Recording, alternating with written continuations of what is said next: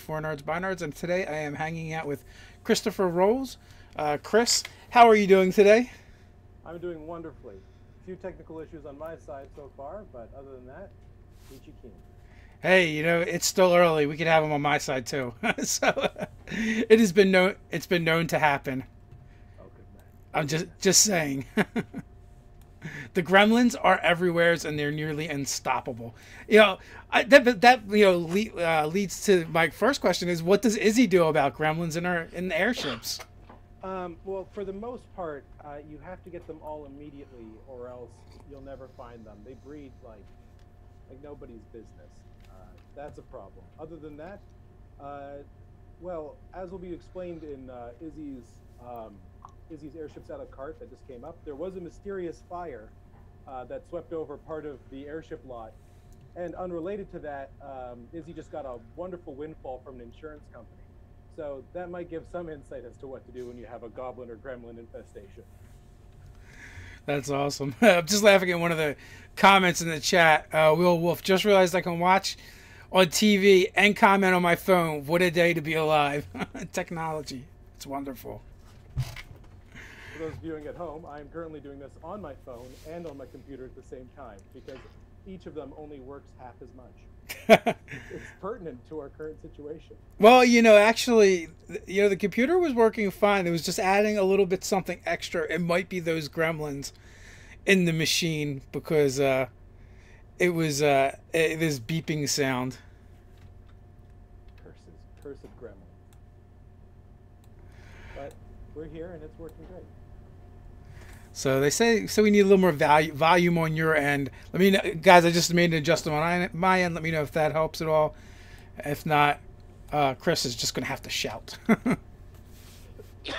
I can. Is this a bit better, guys? We'll tell you what. We'll find out. As Actually, yeah, it does sound better to me. It definitely sounds like you've gone up in volume. I just got closer to the phone. Alrighty. Very advanced technique. Hey, guys, in case you know or don't know, Chris has written a couple products over on the DMs Guild.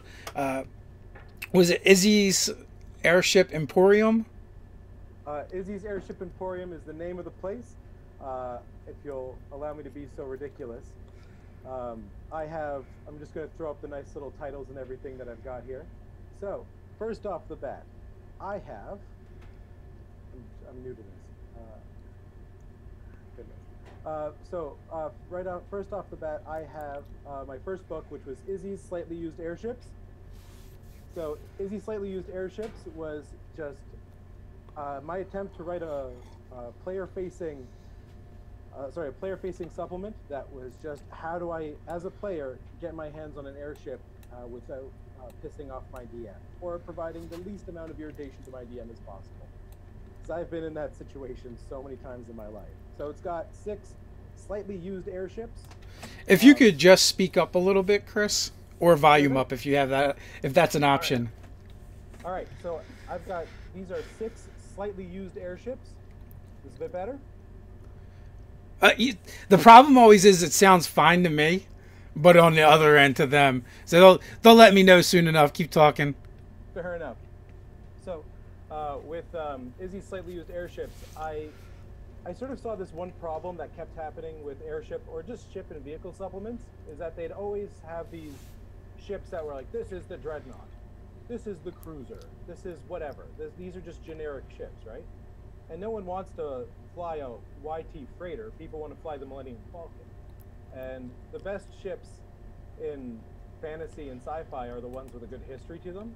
So because these are slightly used airships, I made sure that they had quirks and just a lot of lovable character and previous owners that just maybe made them not work the best that they could be.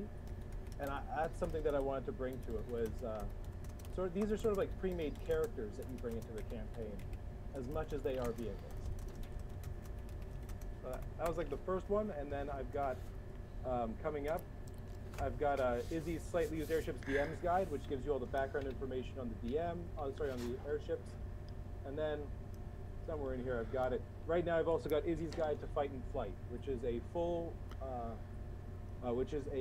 rule book on vehicular combat in Dungeons and Dragons. It covers everything: airships, submarines, you name it. It's a very versatile system. That sounds like it's going to be a lot of fun.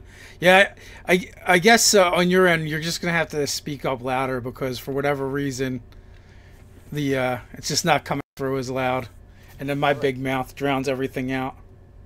all right, all right. Tell you what I'm gonna do. I'm gonna switch to like my wife's really, really good headphones that I promised her I wouldn't break. And we'll see how that goes. We'll see how that goes. And like I'm trying to get like this close, but I'll do what I can. Yeah. So Izzy's airships are a couple products that are up on the DMs Guild that you guys can check out. There's links are in the description as always. Also, Nigel Nubs Sanford had done a review on the website as well, and he seemed to like it a lot. I think his only complaint was it wasn't long enough.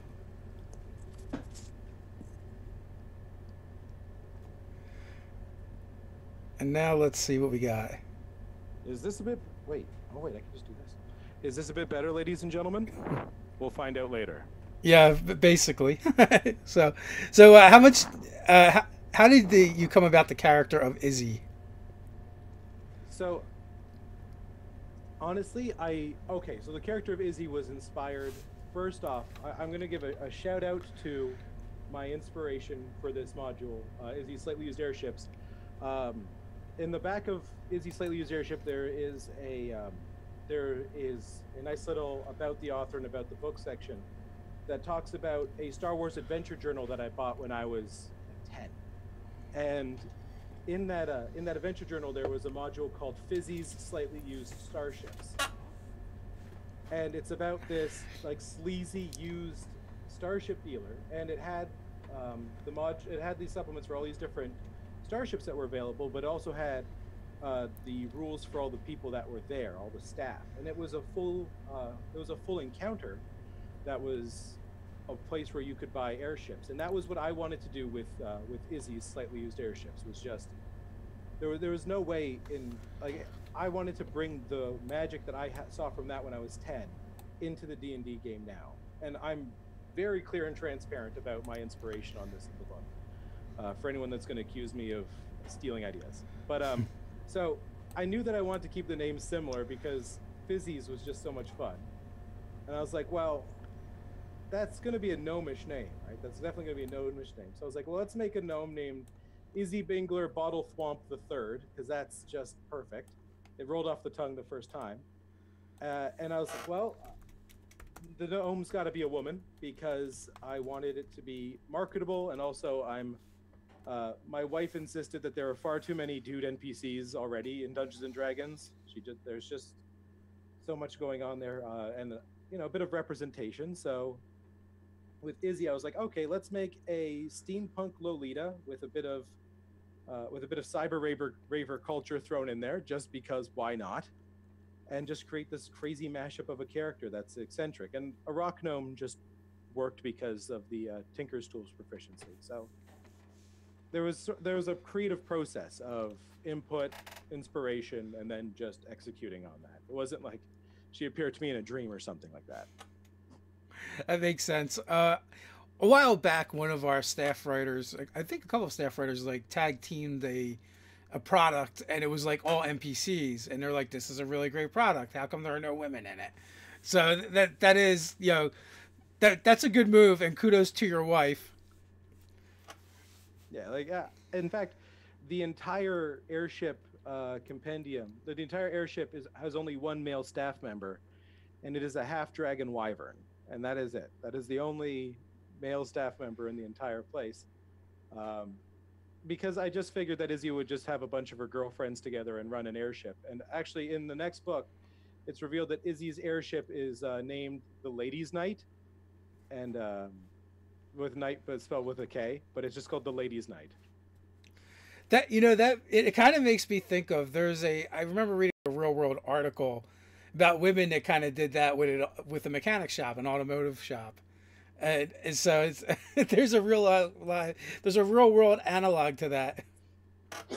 I think that in some spheres, their representation is also a novelty, And I wasn't trying to use representation like having, oh, look at this, a cute gnome selling airships. Like there's definitely an iconic marketing side to it, but I wasn't trying to get on any sort of bandwagon in the process, or I definitely wasn't trying to exploit any hype, or I didn't have any ulterior motives other than creating a really fun-looking NPC that could sell airships believably. And then as I started writing them, their personalities came out. I like to put short snippets of their personalities in short stories throughout the books, where you start getting insights into how they interact, and they all just sort of came to life, and I loved it. And it may have started with like a bit of brainstorming, but it just grew from there. Nerdator Doug wants to know, would Izzy resell a spelljamming vessel? And if yes, can I use it, the NPC in a live game? Oh, so there are two. Oh, sorry, there is one Spelljammer in Izzy's slightly used airships. It's secret though. Oh shit. Okay, I'm going to talk about it. It was secret. This is welling up in my heart. Okay, so I know that you're an old school gamer. You've Spelljammed, I imagine, in your lifetime. A little bit, but yeah. And lastly, how familiar are you with illithids? Like, I guess as much as the next guy that's played D&D since, first edition. So, oh man, so I read when I was like in high school, I read the Illithiad by I think it was Bruce R. Cordell. It was the supplement that really went in deep with the illithids in terms of things like cerebromorphosis and how they can like how they would implant their tadpoles into various creatures and get different results from it. That was a great book. They did one for Beholders as well, and there were some of my favorite supplements. So the ship Xanstar is this. I got a picture of it here. I'm just going to bring it up. So Xanstar, right here, the most expensive ship in the book. It's weird. It's got this organic feel to it. It's got these like 4 organic tentacle things coming out as landing gear. It's constantly leaking a green goo. Its red cockpit is surrounded by a ring of red eyes, and as soon as you attune to it, it just says the words like Xanstar. Xanstar is the product of cerebromorphosis. Xanstar is a purpose-built bioship made by the illithids. In the roof of it, there is an alcove that's vaguely humanoid shaped. If a unconscious humanoid is lifted into it, this is in the DM's guide coming up, the alcove encloses around it, and it serves as a death helm, at which point Xanstar consumes the brain of the victim and keeps it on life support, and then for the next week unlocks the entire suite of illithid abilities, including Mind Blast and Plane Shift. Xanstar is an illithid, just one from a very specific spelljamming creature that might sound vaguely like the word Xanstar. Hamster. Hamster? So that's cool. So I think Doug just started a live play game for Spelljammer on the channel, and we also have Nate the Nerdarchy and Kenyan on there, and Puff and Forest, and they've come up with this crazy cast of characters that are centered around food, and the I guess the main character, if you will, is working on building a recipe book, I think, or something along those lines. And the very first episode is a cooking competition at a space race. That is all amazing. I can tell you right now that Xanstar would be very interested in a platter of gray matter, if anyone knows how to spice that up properly. Well, this particular crew, they're all about weird and exotic things, and some of them may or may not be thinking about eating the others. Well, this is a very eating-centric ship. It eats brains and people, and it does that to gain superpowers. Who doesn't want superpowers? Oh, and honestly, having for me, one of the biggest I don't know what to call it, but one of my biggest disappointments with extraplanar travel in D&D or teleportation is that it covers people. You can't get like a cool teleporting ship. There's nothing that does that outside of DM exposition. So that's why I introduced planar sails in Izzy's slightly used airships, and also Xanstar's ability to plane shift just gives this cool sci-fi warp feeling to it. You can especially depending on how you handle spell jamming. Plane shift can also double as that, but it's got a death helm, so it just gets warp speed too, man. But I get so I really love Spelljammer as I was introduced to it in my early teens, and for me, it's just like spaceships and fantasy combined. My goodness. D&D in space. Although me and many others were a little disappointed that there's no GIF on the crew of the spell jamming vessel. I love their little insurrection thing, and I tell them to get some GIF in there. I guess. Not GIF, the Hippo Men. Okay, that I'm more of a Haduzi fan myself. I'm a big fan of gigantic flying around like orangutans, but each their own. I'm definitely including a Haduzi NPC in my next game, though. Don't Is that how you say? Is that how you say it? I never knew how to say that. I'm guessing. Yeah, you're talking about from Star Frontiers, right? Were they originally from Star Frontiers? I remember them from Stormwrack, and then I found out that they were, or maybe I'm completely mistaken as to. There's a lot of things in my brain. There's these ape-like creatures that had the wing flaps like a flying squirrel, and they were from Star Frontiers, and they also had like a rage, like I don't know if you want to call it ability or flaw. And they were also like I believe they were like really techy and mechanical. But maybe they're just meant to be like Chewbacca because they just lose their shit. So they were ported into 3.5 in Stormwrack, and they were just mundane pirates in that one as well. But I guess I'm mistaken. I thought that they had come from more of a Spelljammer background, but I think you're right. They're from what'd you say, Star Frontiers? Yeah. Which was another TSR property back in the day. Actually, it's on not the DM's Guild, on the Drive Through RPG. I think you can actually buy the whole game now in PDF. And I know it was ported into D20 Future in the 3.5 days as well. There were a bunch of the Vresk, I think, were one of them, and the Drolamites. Yeah, the Drolamites were the ones that could kind of like shape change. Yeah, they're just beanbag chairs that had an awaken spell cast on them. Reproduced by budding. That sounds about right. Yeah, because what did I call? I called them like Yazarians or Yethzarians or something like that. But then again, I mispronounce everything too, so there's always that. They need to throw phonetics in. Maybe I should start throwing phonetics in. I'll start throwing phonetics in. I just played Tomb of Annihilation over the weekend, and they had there's a bunch of names that are definitely meant to be pronounced with an accent in that one, and they threw in phonetics, which I love, and I think I'm going to make that standard because I don't know how to pronounce half these things. Well, yeah, I mean it's a great idea. Now in D&D Beyond, they have Matt Mercer and Marissa Ray doing saying all the different things, so you can hit the sound icon and hear it said. I need to explore D&D Beyond more, apparently, if not only to hear their voices. There you go. You can just click yourself to sleep at night listening to the soothing sounds of Matt Mercer and Marissa. TrueMate has a question. Are there any boarding, grappling, airship versus airship unique combat rules? So in Izzy's Guide to Fight and Flight, there is. So the way that I handle grappling is I've made it so that each of the airships are just creatures, and then it just uses the grab rules, because I don't like making up new stuff if I don't have to. I try to keep things as simple and part of the core rules as I can.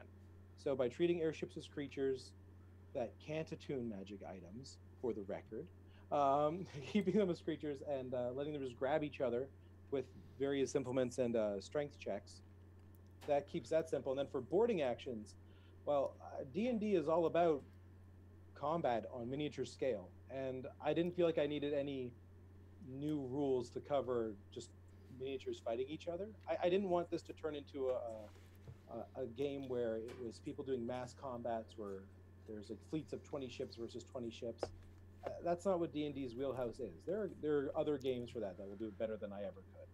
So this supplement was focusing on the players on airships, and boarding actions are just encounters that the DM can stat up. I do provide pre-built encounters for going on airships as well as combat maps, but that's how boarding is represented. It's just through boarding is just represented through standard combat, roll initiative, have some fun.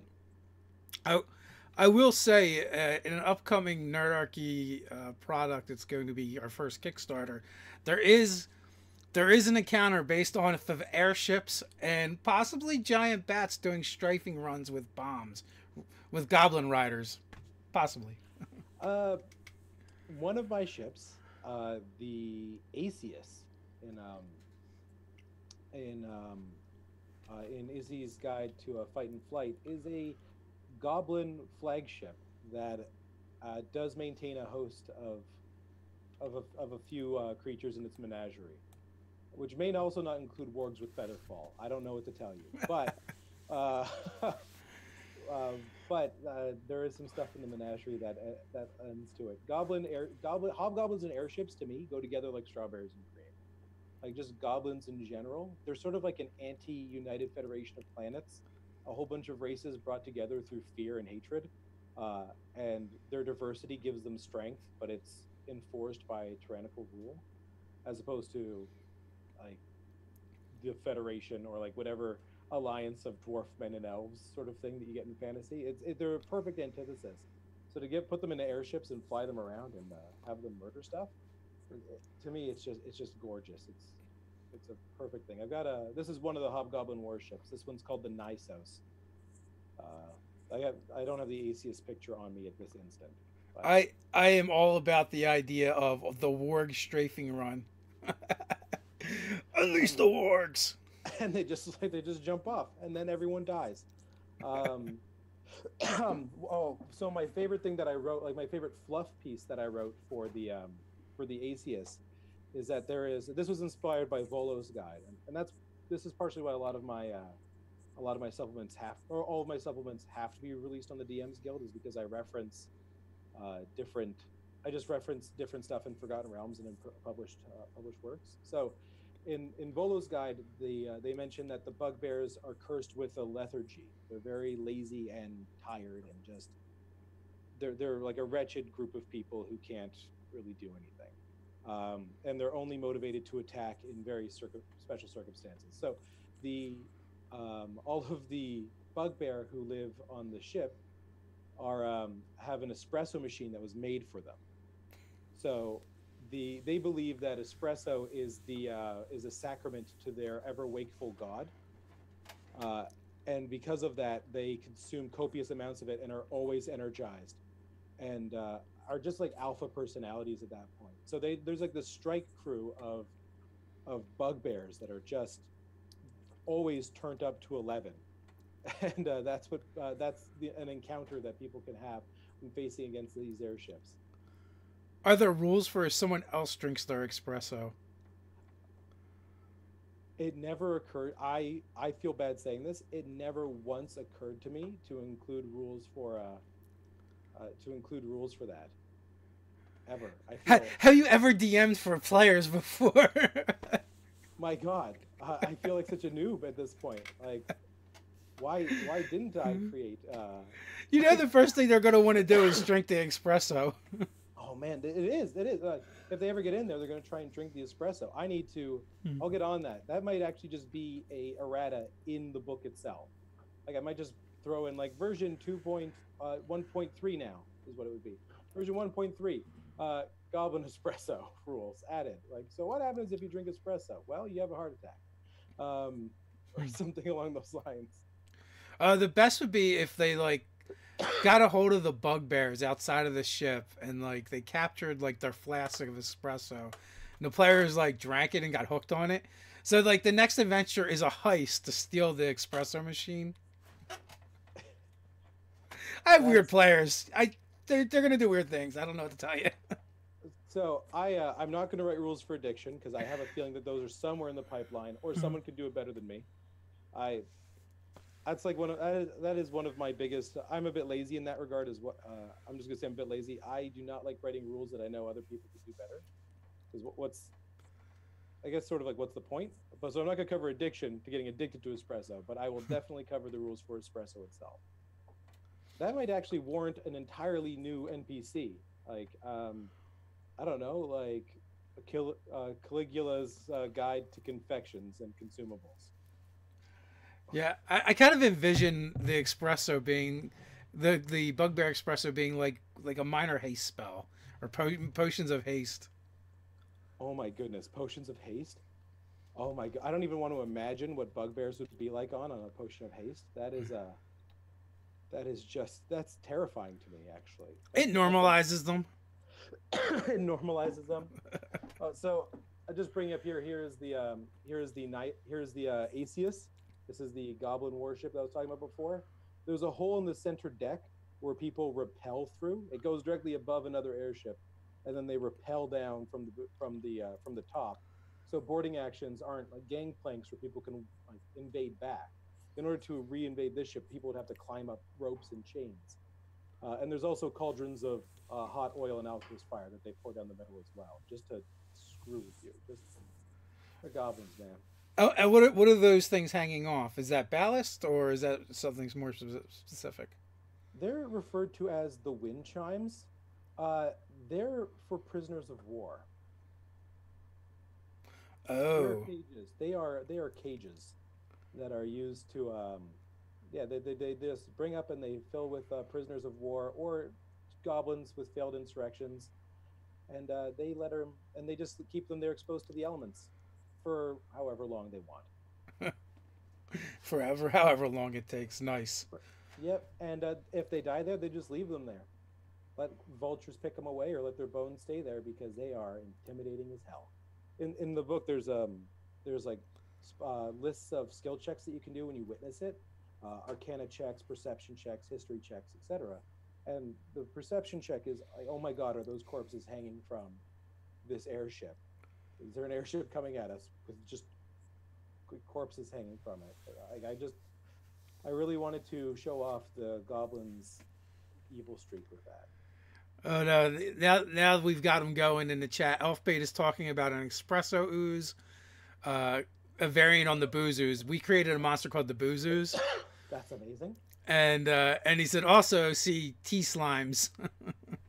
Tea slimes. Yeah. That sounds like the most polite slime ever. Yeah, it could be. Just like, excuse me, sir. Defeated by the crumpet golems.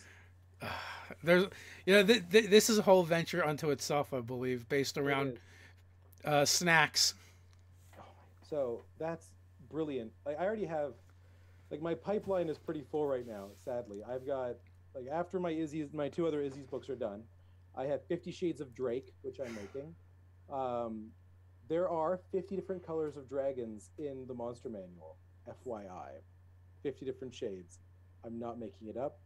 It is perfectly legal for me to do this because I'm just describing the 50 Shades of Drake that are in the monster manual for 5th edition. All 7 colors of fairy dragon, all 40 colors of regular dragon, and then on top of that you have the dragon turtle, the pseudo dragon, and the wyvern. Look at that. Total of 50 shades of Drake. Nice. So I'm curious to see what you do with that. It's nowhere near as blue as you think. I've talked to people on the Facebook group for Dungeons & Dragons, and there's a lot of interest into how to properly roleplay a dragon or what their different personalities are. And I realized that the last real definitive work on this was the 3.5 Draconomicon. The 4th edition Draconomicons I loved 4th edition, and I was so upset by those Draconomicons. And so Draconomicon 1 was nice. Draconomicon 2 was an insult to everything I hold dear. Everything I hold dear. They ruined Metallic Dragons in 4th edition. Show us on the monster manual where they hurt you. Right in the D. The D section. Oh, no. I love Metallic Dragons. So I want to go through that and just sort of give people a refresher course on how to, on just how the lore of the different dragons, what their different layers might look like. But I also want it to be a collection of short stories, one for each dragon type, describing a different dragon and different part of its life cycle, that sort of thing. It's got a silly title because I think that those are amazing, but it's mostly just a serious look into the ecology of dragons. And then the last book in my queue is Big B's Handbook. Your naming conventions are excellent. I just want to say, thank you. They're on point. So TrueMate says, Crumpet Golems and Tea Slimes, all we need is a hag cafe. hag cafe. Well, baby would be on the menu for that. Baby back ribs, for instance, would definitely be there. Yeah, that's a That's good possibility. that's awful. I'd probably keep it like nicer. I'd probably have like a hag that serves silly confections up top that are like kind of bad, like a ooze teas or whatever, and they're mostly like for pranks. Like someone drinks an ooze tea and they're like, "Oh no," I it stings me. But then in the basement, there's like an actual monster cafe where this is a really good supplement now. I we created in one of our videos. We have to find a place to put it, but for the boozers, is we have like little ones, and somewhere there's a tavern with concave shaped tables where they, where you just pay for the sit to sit at the table, and they have these, and the tables are made of stone so the oozes can't eat through them. So patrons just sit there and they just kind of play with these tiny oozes and get drunk and hang out. So it's something we have to create at some point and put someplace. That's ridiculous, and also that's just ridiculous. The idea that there might be oozes that you can eat that aren't like there aren't malignant oozes. They're just like oozes. They're like, "Hi, I'm an ooze, and I taste like beer or toffee, or like snot, but like I'm edible." And they're just sort of, or they're just like an ooze that has the exact intelligence of a puppy, but it's just like a rolling ball of ooze, but it behaves and acts exactly the same way a dog would. Like that, I don't think that's been explored in the Underdark. Is just all the oozes that aren't trying to kill you.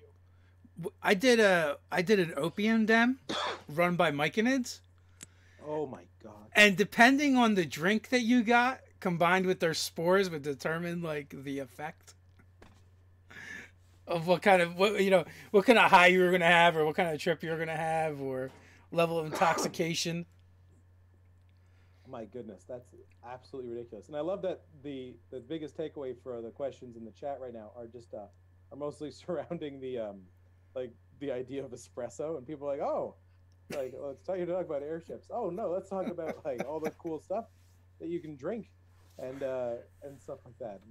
So now I need to like release like a cake shop and stuff and all the different It might be a winner. People are already doing all that other stuff anyway. Like there's not enough silly stuff. I know. I think that any silly stuff that's out there, there's a lot of silly stuff that doesn't know how to take itself seriously. Like there might be, I hate silly that knows that it's silly and then talks about like, well, look how silly I'm being, and they don't own the fact that there's just a preposterous situations that are going on, and you can just run with that. Like Izzy is silly, but Izzy's takes selling airships very seriously, but she herself has very silly mannerisms. But it's another thing to create a supplement that's like, these are fart pants. Like, put these fart pants in your game. Unless there's like a prank shop that's selling this specific fart pants, I tend to have a bit of an issue. But I included parachute pants in Izzy's slightly used airships that I love them because they are a consumable feather fall. So you just if you feather fall, if you ever fall off a ship, they'll just boomf and you'll float down. But if you make an ability check and you roll a 1, there is a 1 in 6 chance that they will just inflate. If you just screw up anything, like any ability check, Yeah. you roll 1. But if it's a charisma check, it is a 1 in 3 chance that they will inflate. So you roll 1 in a social situation, it just all of a sudden your pants just inflate and then maybe release with a bit of a farting noise as they deflate. But that's sort of like my silliness.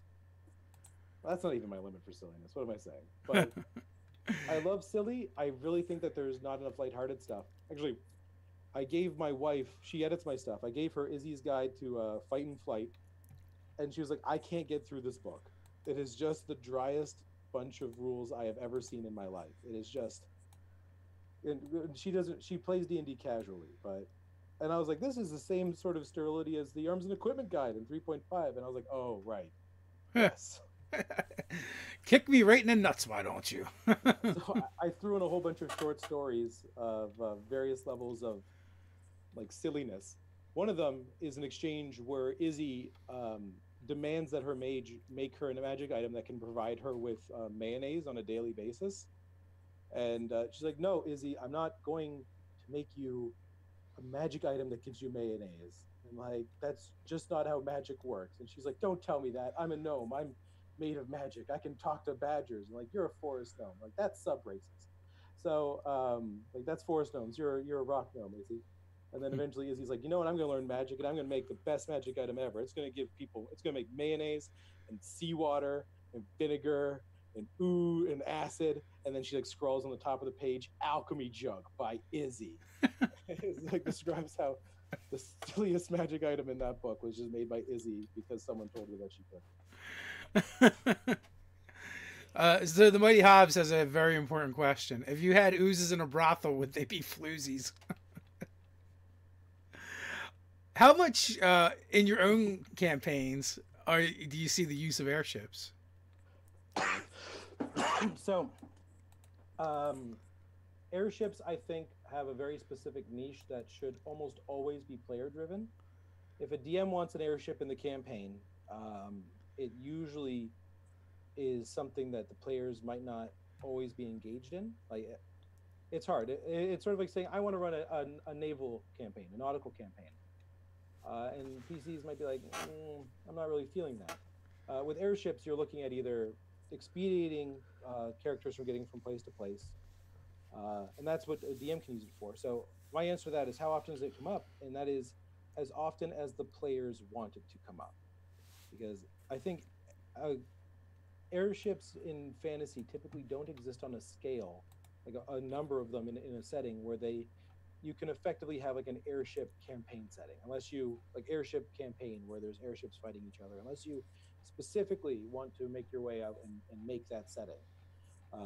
Otherwise, like in Forgotten Realms or in the standard homebrew, I think it's better if the players want one, they get one, and then that becomes a way for them to travel from place to place and not have to deal with as many dumb random encounters along the way. Like, it's more of I think it's in many ways a player saying, we want to just get to the adventure.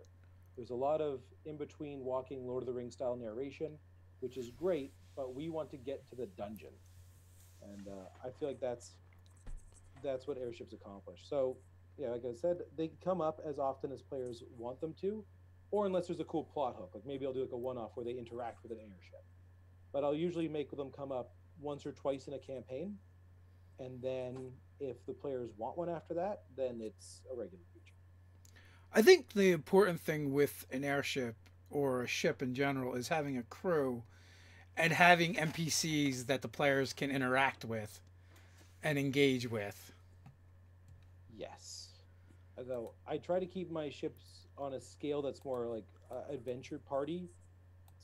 So like more of an adventure party scale of ship. But I completely agree with that. Having regular NPCs to deal with on your ship that you can, talk through problems with and develop a rapport, and also get that attachment to the ship. Like the ship as a character, and then populating it with characters that you care about is a great way to make people like. You can then turn that airship into a plot hook. Like, oh no, the airship's been taken, or the airship's under attack, or someone's trying to impound your airship, or sorry, your airships have to fly below this altitude in this nation because we have strict airspace laws that are governed by our Griffin Ranger Corps. That kind of thing. Like, I completely agree with that. Now, I mean, there's some pitfalls. Like, I know some GMs will struggle with, well, what if I want to have encounters? What do I do with the rest? What do I do with the crew? Or the players want to know if something happens, what is the crew doing? So, I refuse to play against myself because I think it's silly. So I always just narrate whatever's going on, and I add enough extra monsters to keep them busy, and maybe I use them as plot devices, like, oh, well, you can continue fighting this monster, or crewman Shane over there is about to be mowed down by a monster. What do you do? Try and make it more interesting. Or I've even done it in other games where the crew all acts as almost like one creature that the party controls, instead of making a bunch of roles. And then we kind of like, depending on how the role, the party how rolls for the crew determines like how well they did or how poorly they did. But like, I've seen DMs where they want to play each individual NPC like another character in the story, and I'm like, oh, and I just roll my eyes. The pejorative term I use for that is monster baiting. There you go. And yeah, and I will say, if that's what you guys like in your game and that's what you enjoy, go for it. But I don't like it as a player. I don't like it as a GM. I just don't feel it adds anything to what's going on. I want to be, like you said, I want to be player centric. I want to be about the adventuring party. And unless I can make those other elements do that and highlight them, it's just not my thing. So, for the most part, in my experience, the way that I like to rule it is that unless there are passengers on your ship, the crew of your ship during any time of battle are at their posts doing the crew stuff. Fighting, for me, like having a complement of soldiers aboard your airship, that's passenger space. That's not crew space.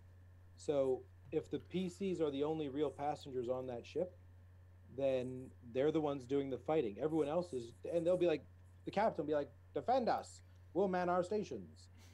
And that, I think, is a really suitable way of handling things like boarding actions and that. I do not like having NPCs do the bulk of the work. I think you can agree with, I agree with you on that.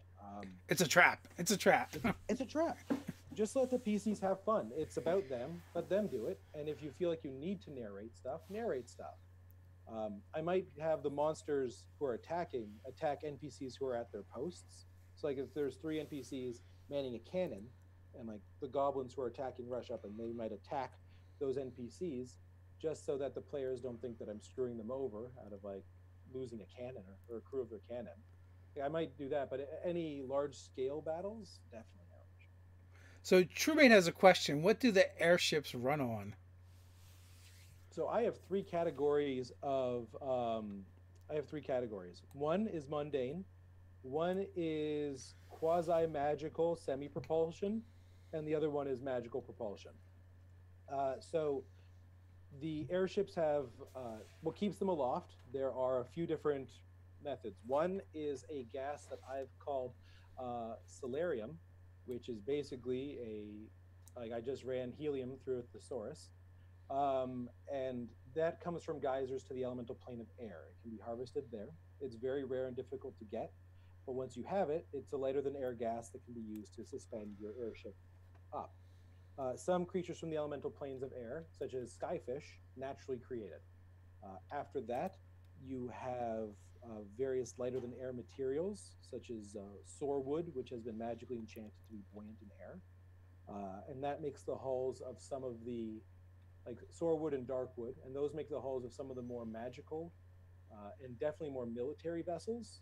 The magically enchanted wood to line your hull is it's expensive, but it's definitely a tactical thing.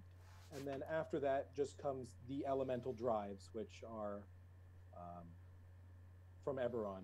Eberron was the one that made them popular. Elemental drives, there's an elemental that's bound inside the ship, and it is moving the ship through its natural ability to control air or fire. And also sometimes animals just like tow your ship like Santa Claus. Like, that's a thing. Flying reindeer towing a magic sled. Done. Look at you go. It absolutely should be a thing. Yeah. Oh, so that was like up, vertical propulsion, and then as for like how does it fly forward, you have sails, elemental stuff.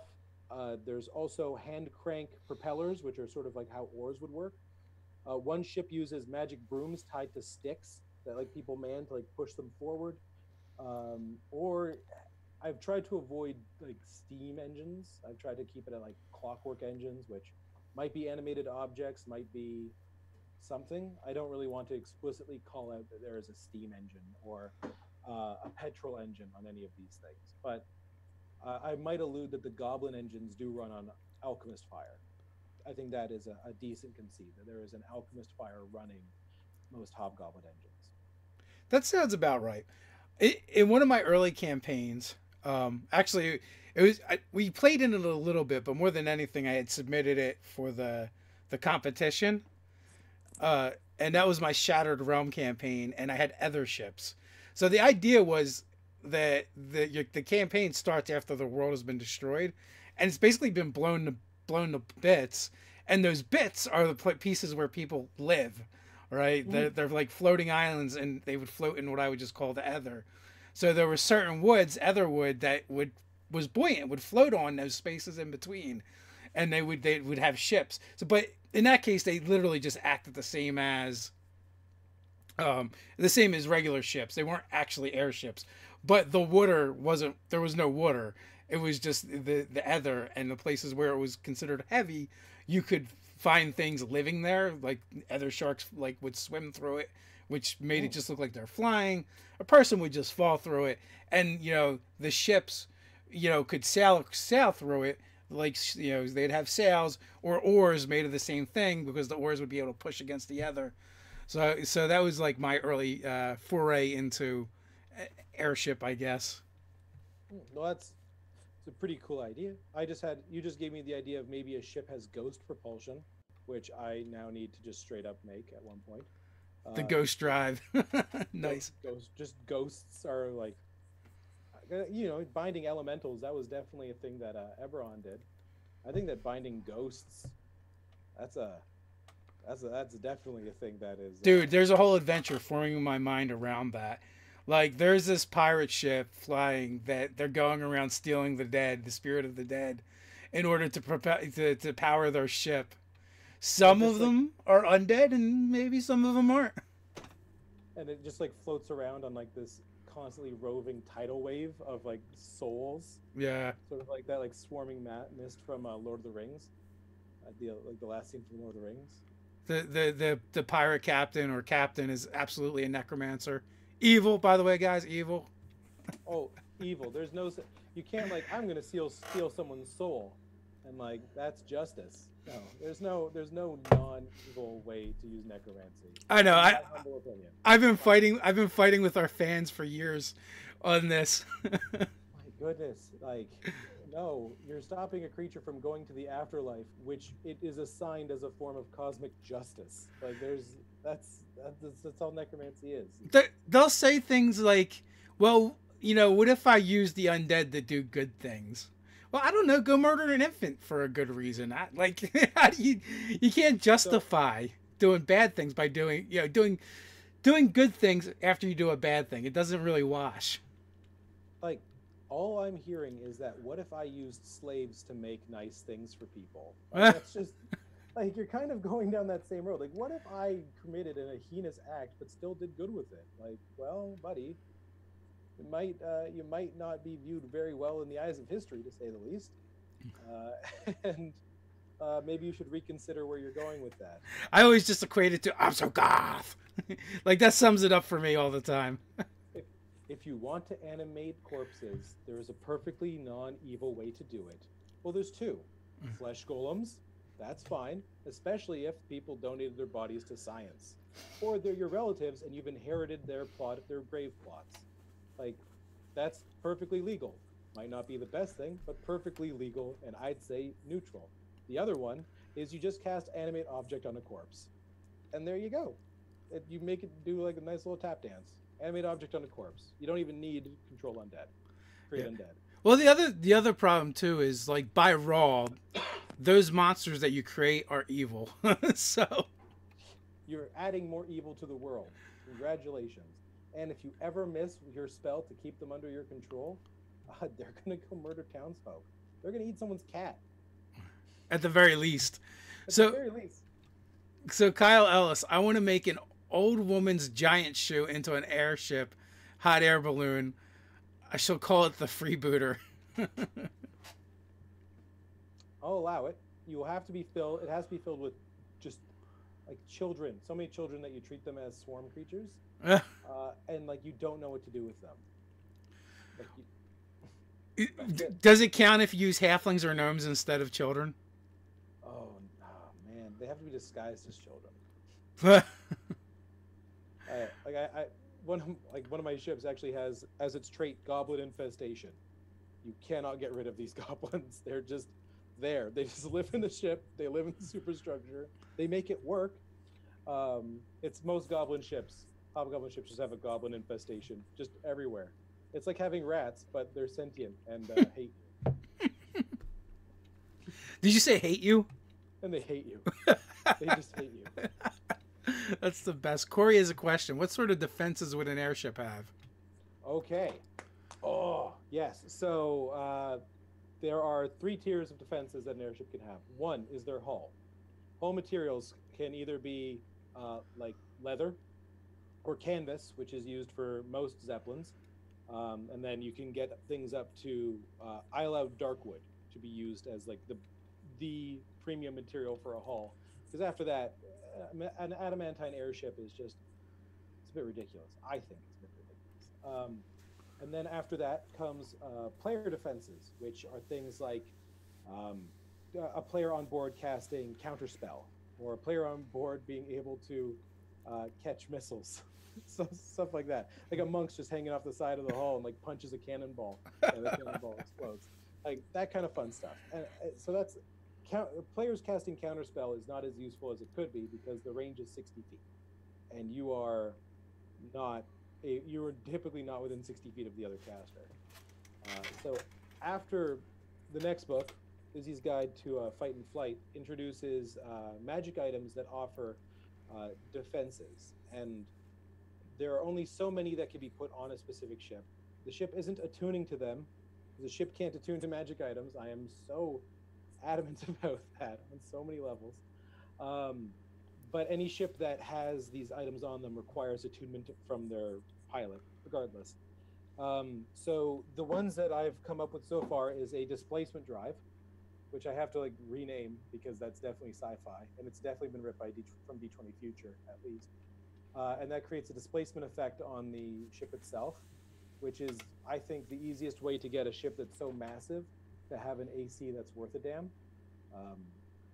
Because there's no way I could justify a high AC for a ship that size. After that, there are platforms that I've written up that allow you to counterspell at a greater distance. They sort of act as like a sniper spell, as like spell sniper for counterspelling. And if you're using the optional rules from Volos for counterspelling, where you have to do a reaction to like detect what it is, and then in Volos there's the rule that in order to identify a spell, it takes a reaction to identify it, so you can't identify and counterspell in the same turn. So in this one, there's either you can work with a spotter with one who will spot the spell and then someone will counterspell it, or there's one that auto spots for you and will tell you like with a ping in your mind what the spell is, and then you can choose to counterspell it at that point. These are glyphs on the surface of the hull. I'm just envisioning a hologram heads-up display. I specifically made it a ping in the back of the brain because I felt that a holographic heads-up display might be a bit too Eberron-y.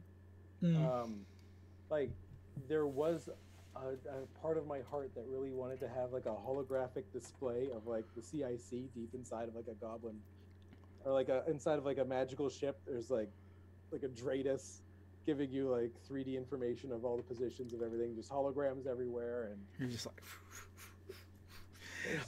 there's a huge part of me that wants that, but I also want to keep these ships to be accessible across most genres of fantasy without going into like just too much. There's a part of me too is like they're beginning the bombardment, unleash the monks, and then there's just like every 10 feet of the ship there's a monk on a harness and a rope that jumps off the side of the ship to attack the cannonball balls and ballista like you said. I think that is much more reasonable than a holographic display. A bunch of flying monks intercepting cannonballs, totally fine. I love it. I think that's perfect, personally.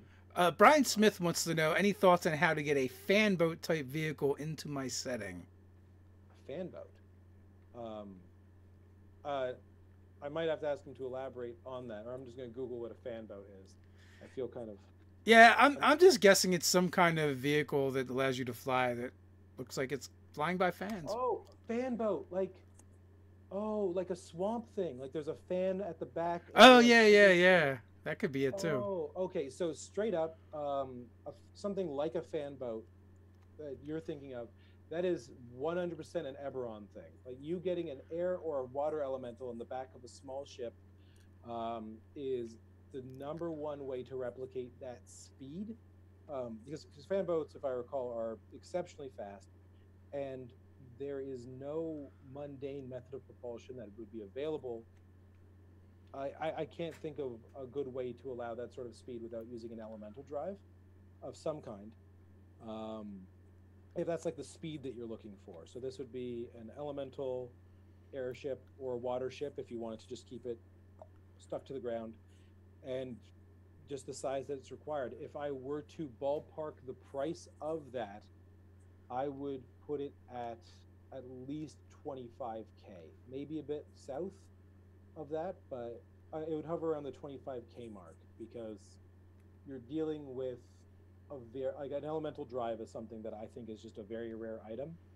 Maybe it costs less because it's bigger and bulkier, and it's on a ship, it's not a personal item, but that's how I would go about doing it. Is I'd give it a movement speed of around 20 miles an hour, which then gives it a movement speed of 200, just to give you an idea of what we're dealing with in the speed. That's why high level ships and speeds are ridiculous. And yeah, I'd put its price point at around 25, at least 25 Gs. Actually, no, 25 Gs is a standard airship. Never mind. Let's bring it up to 100. Let's bring it up to like 100,000. Let's bring it up to like 100,000 for that easily. Sorry, I don't know why I said 25 Gs. That's dumb in hindsight. I think it's stupid. Yeah, 100,000 Gs. How would you? 100,000 gold. How would you introduce it into your campaign, though, as far as either a plot device or a set piece?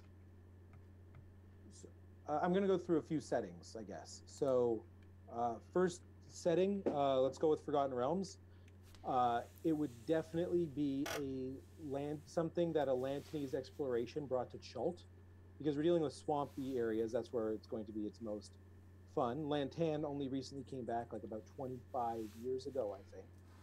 So they're using magic now for some reason. Wherever they went, they started using magic when they came back. So I would say that to happen upon one, you are on an expedition into Chult. You find a Lantanese crew has been killed by, I don't know, dinosaurs. Well, they were having a picnic. They were doing like a gnomish thing where they're like, they needed to eat gummy bears and drink booze. Like, it was just vodka. It was like, oh, 3 o'clock time for vodka and gummy bears. They get off, they have their vodka and gummy bear picnic, and then they're just assailed by a bunch of velociraptors and die. And then maybe they're maybe this like high technocrat Lord Gimble Timbleton, the 72nd, first of his name, shows up to the adventurers and finds them in like Point Port Nassar and is like, we need help to try and find my lost elemental fan boat. Please help me retrieve it. The reward is not my fan boat. Then the PCs can choose whether or not they want to kill him and take their fan boat. Because let's be honest, you have to weigh these options. So that's Forgotten Realms. Eberron is like, you go to a fan boat dealership, you buy a fan boat. That's how I introduced it into the campaign. Done. Like, welcome to Eberron. Or like, I'm in Zendrick. I find one because someone's renting them out to you. And there's like, maybe there's some dude who's like, I've got my swamp expeditions. Come on my elemental boat. Like, free elemental boat or elemental boat ride, 5 platinum pieces a piece, like that. So those two, and then with Greyhawk and other supplements, I would definitely make them part of a more ancient civilization, like a leftover remnant.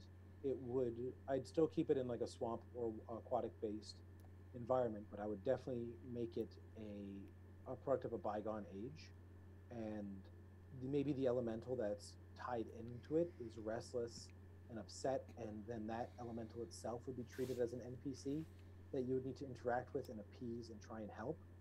Like maybe it was a saltwater elemental and it's been in brack or freshwater for too long, or the opposite, and maybe there's ways to appease it to get it stabilized. And that's how I'd introduce it in like those more in like a Greyhawk and other settings. So I hope that answers the question of how to get a fan boat into your setting. Absolutely, on numerous levels. So we are coming up on the hour mark. We started a little late, so we're ending a little late. Is there anything you want to leave people with? And I will say before we do go, guys, remember, as always, in the description, you can find links to Chris's stuff on the DMs Guild, so go check it out. Also, his Twitter links there, so you can follow him on Twitter. And parting words, sir. I hope you like my books. honestly, I'm mostly making these for myself and because I just wanted to show myself that I could do it. And then the response that I've gotten so far has been humbling and overwhelming. And I just, for everyone that buys my book, I just really hope you like it because I really love making it. And this is a subject that's near and dear to my heart. Awesome. Thanks for hanging out with me today, Chris. Really appreciate it. Welcome back anytime you like. And thanks everyone who's been hanging out with us in the chat today and contributing to the conversation. Till next time, guys, stay nerdy. See ya.